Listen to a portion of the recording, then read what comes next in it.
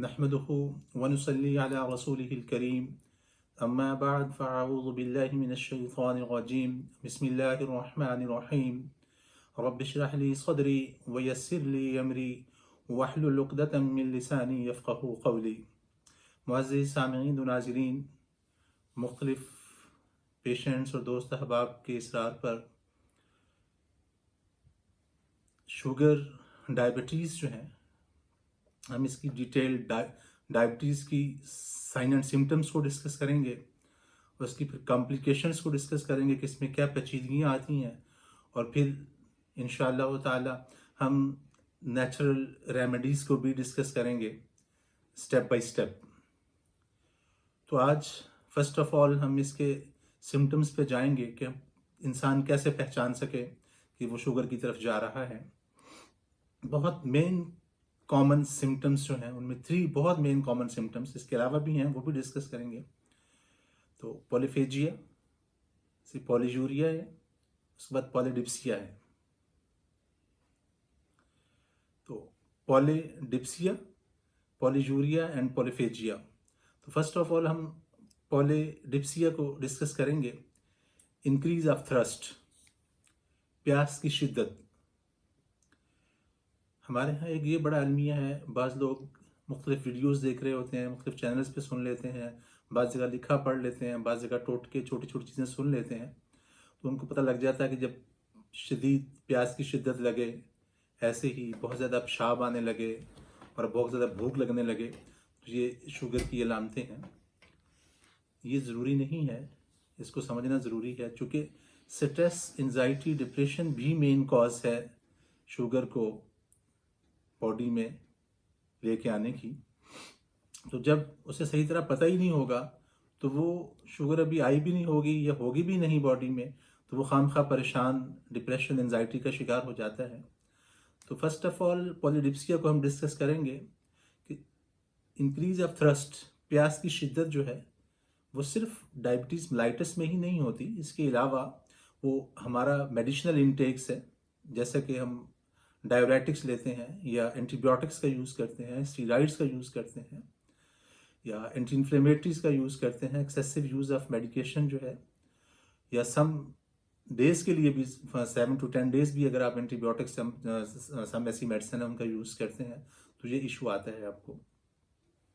ऐसे ही आप मिनरल्स के अंदर चले जाएं, या फिर साथ ही साथ आप जो है कह लीजिए एक्सेसिव मतलब साल्ट और स्पाइसी इंटेक्स करने लगते हैं, स्पाइसी चीज़ें खाने लगते हैं, उससे भी आपको जो है वो प्यास की शिद्दत बढ़ सकती है। ऐसे ही विटामिन डी, वो एनिमल सोर्स हों चाहे वो प्लांट सोर्स हों, एक्सेसिव इंटेक करेंगे आप जिन चीज़ों में विटामिन डी होगा, प्लांट्स भी उसका सोर्स है और स्पेशली उसके एनिमल भी सोर्स हैं। जैसे आप एग का यूज़ करते हैं, फिश का यूज़ करते हैं, ऐसे ही आप रेड मीट पे चले जाते हैं, एक्सेसिव इंटेक करते हैं तो आपको प्यास की शिद्दत होने लगेगी। ऐसे ही बाज़ दफ़ा आपके किडनी के इश्यूज हो सकते हैं, किडनी फेलियर तक जाते हुए भी, और किडनी इंसफिशेंसी की सूरत में भी, लिवर की डिजीज़ में, लिवर इंसफिशेंसी में भी आपको ये हो सकता है। ऐसे ही साइकोटिक इलनेस, दिमागी बीमारियां हैं, कुछ हार्मोन्स के इशू हैं, उसमें भी आपको प्यास की शिद्दत हो सकती है। ऐसे ही डिप्रेशन, एंजाइटी, इसकी वजह से भी आपको शदीद प्यास लग सकती है। अब दूसरी कॉमन चीज़ इसके अंदर जो है वो है पॉलीजूरिया, इंक्रीज ऑफ यूरिनेशन, पेशाब का ज़्यादा आना। नॉर्मली 3 to 4 5 टाइम हो सकता है, मगर एक्सेसिवली वो 15 से भी ज़्यादा टाइम पेशाब के लिए बार बार जाता है। जो ही वाटर इनटेक किया और स्पेशली यूरिन के लिए चला गया, वाटर इनटेक किया शदीद, मतलब बार बार पानी पिया, पानी पीने से उसकी शिद्दत प्यास भी बढ़ रही है और यूरिन भी अगेन एंड अगेन आ रहा है। ये बड़ा करीब तरीन साइन है डायबिटीज़ का। मगर दूसरी तरफ ये सूरत भी हो सकती है कि शदीद सर्दी है, वाटर इनटेक आप ज़्यादा कर रहे हैं, उसके बाद आप यूँ कह लीजिए प्लेंटीज पे आप कोल्ड ड्रिंक्स वगैरह, सोडा, कार्ब मतलब डिफरेंट मिंट सोडा वगैरह का इस्तेमाल ज़्यादा कर रहे हैं, पेप्सी कोक फांटा जितने भी आपके मतलब कह लीजिए फ्रूट जूसेस हैं उनका इस्तेमाल ज़्यादा कर रहे हैं, तो इससे भी आपका जो यूरिन है वो इंक्रीज कर सकता है। स्पेशली फीमेल्स के अंदर प्रेगनेंसी भी इसकी कॉज है कि आपको यूरिन ज़्यादा आ सकता है। और अक्सर डायबिटिक मतलब स्पेशली जब लेडीज प्रेग्नेंट होती हैं तो प्रेगनेंसी में भी आपकी शुगर थोड़ी इंक्रीज होने लगती है। तो ऐसे ही हार्मोन्स का इशू है, स्पेशली कुछ वो लोग भी हैं मेल्स के अंदर, आप कह लीजिए प्रोस्टोमेगैली कहते हैं उसको मेडिकल टर्म्स में, प्रोस्टेट इनलार्जमेंट। तो ये ग्लैंड है जो आपकी पेशाब की नाली के पीछे पड़ा हुआ होता है। तो ये ओल्ड एज डिजीज है, 50+ जब आप होते हैं तो अक्सर लोगों को ये होता है। उसकी डिफरेंट वजूहात हैं, वो हमारा टॉपिक वो नहीं है, मैं उधर नहीं जाना चाह रहा। तो हाइपरप्लेजिया मतलब क्या, ये प्रोस्टेट हाइपरप्लेजिया जो है ये मैलिग्नेंट भी होता है, बिनाइन भी हो सकता है। तो इसमें भी उसको अगेन एंड अगेन यूरिन आना लग पड़ता है, वो थोड़ा थोड़ा आता है मगर बार बार पेशाब की हाजत होने लगती है। तो एक तो ये मेन चीज़ हो गई।